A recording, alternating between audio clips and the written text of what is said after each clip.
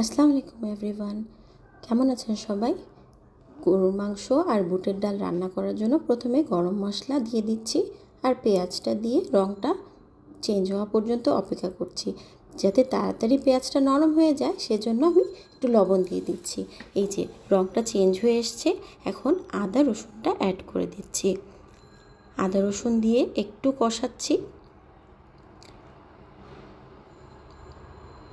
এখন মশলা দিয়ে দিলাম। কি মশলা দিলাম আমরা?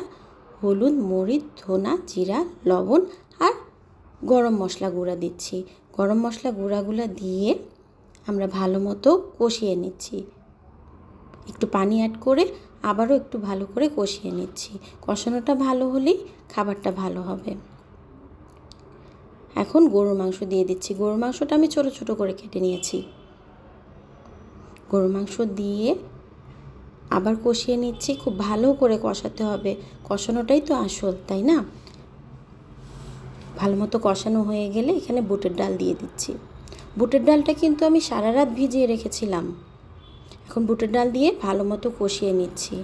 রমজান মাসে এমন কিছু রান্না করতে হয় যেটা খুব কম সময়ে তাড়াতাড়ি রান্না করা যাবে, আর অনেক খাবার নষ্ট হয় রমজান মাসে। এজন্য একটা তরকারি রান্না করছি যেটা দিয়ে বাচ্চারা খুব সহজে মজা করে ভাতটা খেয়ে ফেলতে পারবে।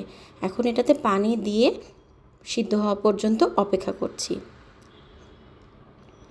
যেগুলো আস্ত গরম মশলা দিয়েছিলাম উঠিয়ে ফেলেছি, কারণ বাচ্চারা দেখলেই রেগে যায় এই গরম মশলাগুলো। এই যে সব উঠিয়ে ফেলছি। এই যে আমার মাংস আর ডাল সিদ্ধ হয়ে এসেছে।